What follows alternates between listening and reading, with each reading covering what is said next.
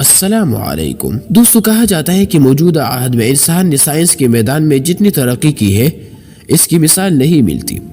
طبی دنیا میں تو لگ بھگ روزانہ کی بنیاد پر کوئی نہ کوئی نئی ایسی تحقیق سامنے آتی رہتی ہے جس میں کسی مرض کے علاج کی دریافت یا اسباب معلوم ہو جانے کا دعویٰ کیا جاتا ہے۔ نئی ویکسینز اور طریقہ علاج بھی ناقابل یقین تیز رفتاری سے سامنے آ رہے ہیں۔ ماضی قریب کی کئی مہلک بیماریوں کا علاج بھی ہونے لگا ہے۔ اس کے باوجود اب بھی ایسے کیسز سامنے آ جاتے ہیں جو عام معالجین تو کیا طبی ماہرین کی ششدر کر دیتے ہیں۔ ایسی چند مثالیں ہو سکتا ہے کہ آپ کے حیرانی کا بھی سبب بنے۔ 8 سال پہلے کی بات ہے کہ برطانوی علاقے نئے شہر سے تعلق رکھنے والی جولی ریڈفرن مقبول کمپیوٹر گیم ٹیٹریس کھیلنے میں مصروف تھی کہ اس نے ایک مزاحیہ سے تیز آواز سنی۔ شروع میں تو اسے اندازہ نہیں ہو سکا کہ یہ شور کہاں سے آ رہا ہے، مگر پھر اسے احساس ہوا کہ یہ آواز اسی وقت آتی ہے جب وہ اپنے آنکھوں کو حرکت دیتی ہے، یعنی جولی اپنی آنکھوں کی پتلیوں کی آواز سن رہی تھی۔ وقت گزرنے کے ساتھ جولی کو یہ بھی معلوم ہوا کہ وہ اپنی شریانوں میں دوڑتے خون کی آواز کو سننے کی بھی صلاحیت رکھتی ہے، بلکہ کانا چبانے کی آواز تو اس کے لیے اتنی بلند ہوتی ہے کہ اسے کانے کے میز پر کسی اور کی بات سنائی ہی نہیں دیتی۔ مگر پھر بھی سب سے بدترین چیز اس وقت ہوتی تھی جب ٹیلی فون بجنے کے بعد اس کی آنکھیں خود بخود تیزی سے گھومنا شروع ہو جاتی۔ جولی میں SCDS نامی مرض کی تشخیص ہوئی۔ یہ ایک ایسا نایاب مرض ہے جس سے کان کی اندرونی ہڈیاں کثافت سے محروم ہو جاتی ہے، جس سے سماعت بہت زیادہ حساس یا تیز ہو جاتی ہے۔ ڈاکٹروں کو اس مرض کا علم 1990 کی دہائی میں ہوا تھا اور جولی کو بھی اس سے نجات دلانے کے لیے بڑا آپریشن ہوا۔ طبی ماہر جولی کے ایک کان کی سماعت کو معمول پر لانے میں کامیاب ہو گئی، تاہم اب بھی اس کا ایک کان آنکھوں سے لے کر جسم کے ہر حصے میں پیدا ہونے والی آواز سننے کی صلاحیت رکھتا ہے، بھوک ہی نہیں لگتی۔ اسی طرح دوستو 12 سال لنڈن جونز امریکی ریاست آئیوائی کا رہائشی ہے۔ 2013 کے ایک صبح جب وہ بیدار ہوا تو اسے معمول کے مطابق بھوک محسوس نہیں ہوئی۔ وہ غشی سے محسوس کر رہا تھا اور اس کے کان سے رک ہی نہیں پا رہی تھی کیونکہ بلغم نے اس کی سینے کو جکڑ رکھا تھا۔ لنڈن کے والدین اسے فوری طور پر ہسپتال لے کر گئے جہاں بچے کے بائی پیپڑی میں انفیکشن کا انکشاف ہوا اور جلدی ہی اس کا علاج کر لیا گیا۔ مگر صحتیابی کے بعد گھر واپسی پر بھی لنڈن کو پھر کبھی بھوک محسوس نہیں ہوئی، جس کی وجہ کھانے پینے کی خواہش نہ ہونا تھا، جس کے نتیجے میں اس کا وزن تیزی سے کم ہوا۔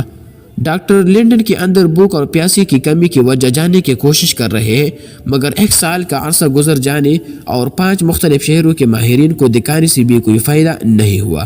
مگر ڈاکٹروں نے یہ بھی ضرور جان لیا ہے کہ لنڈن ممکنہ طور پر اس انوکھے مرض کا شکار دنیا کا واحد فرد ہے۔ اب لنڈن کو کھانا اور پینا یاد دلایا جاتا ہے، یہاں تک کہ اس کے اساتذہ اسکول کے اندر اسے کھانے کی عادت کے لیے رغبت دلانے کی کوشش کرتے نظر آتے ہیں۔ دوسری جانب ڈاکٹر تاحال لنڈن کے اس بیماری کی وجہ جاننے کی کوشش میں لگے ہوئے ہیں، مگر ابھی بھی اس بارے میں یقین سے کوئی بات سامنے نہیں آ سکی ہے۔ اسی طرح دوستو پراسرار انداز میں مفلوج ہو جانے والی لڑکی سال 2013 میں کرسمس سے کچھ عرصہ پہلے امریکی ریاست فلوریڈا سے تعلق رکھنے والی میریسیو گریونا کو اس کی ماں پلوویکسن لگوانے کے لیے ہسپتال لے کر آئی، اور 3 دن بعد اس بچی کو ایک صبح اٹھنے میں مشکلات کا سامنا ہوا اور وہ قوت گویائی سے محروم ہو گئی۔ پریشان حال والدین اسے لے کر ہسپتال پہنچے جہاں معلوم ہوا کہ ان کی بیٹی ADIM نامی ایسی مرض کا شکار ہو گئی ہے جو کہ فلو میں مبتلا ہونے کے بعد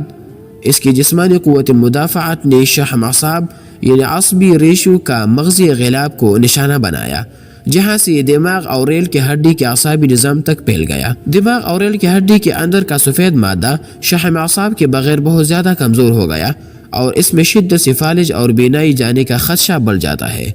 ڈاکٹروں نے والدین کے ان الزامات کی تصدیق یا تردید نہیں کی کہ میریسیو کو دی جانے والی فلوویکسن ہی اس مرض کا سبب بنی ہے، تاہم طبی ماہرین نے اس بات کی تصدیق ضرور کی ہے کہ ADIM کی حقیقی وجہ نامعلوم ہے اور بچی کے ٹیسٹوں میں اب تک اس مرض میں مبتلا ہونے کے بارے میں کچھ معلوم نہیں ہو سکا ہے۔ اگرچہ ڈاکٹروں کو ایسا لگتا ہے کہ بچی میں بیماری کی علامات جس پراسرار انداز میں سامنے آئی واپس ریورس بھی ہو سکتی ہے، مگر پھر بھی اس کا مستقبل تاریک نظر آتا ہے۔ وہ آنسو سے نہیں پتھروں سے روتے ہیں۔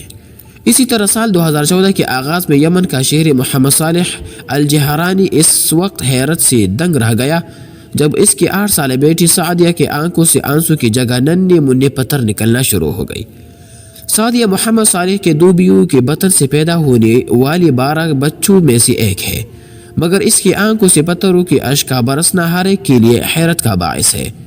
کیونکہ اب تک اس کی وجہ معلوم نہیں ہو سکی ہے اور ڈاکٹروں کو اس کی آنکھوں کے معائنے کے دوران کوئی غیر معمولی چیز بھی نظر نہیں آئی۔ اس سے پہلے اسی خطے کے ایک 15 سال لڑکی صبورہ حسن الپارے کو بھی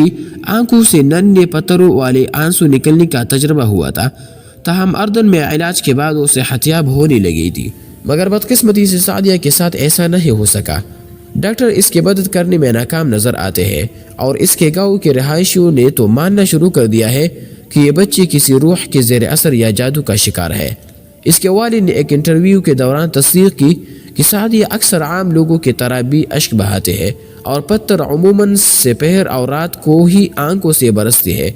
خوش قسمتی سے آنکھوں سے آنسو کی جگہ پتھر نکلنے کے باوجود سعدیہ کو کوئی تکلیف نہیں ہوتی۔ اسی طرح وہ لڑکی جس کی عمر کبھی نہیں بڑھی، امریکی ریاست میریلینڈ میں بروگیری برگ نامی لڑکی کا جب 20 سال کی عمر میں انتقال ہوا تو اس وقت تک وہ کبھی بولنا نہیں سیکھ سکی تھی اور چلنے کے لیے بھی چاروں ہاتھوں پیروں کا استعمال کرتی تھی۔ در حقیقت عمر بڑھنے کے باوجود اس کے جسم نے نشوونما سے انکار کر دیا تھا اور اپنی موت کے وقت بروک کی نہ صرف ذہنی حالت بلکہ اس کا جسم بھی ایک نومولود بچے جیسا ہی تھا۔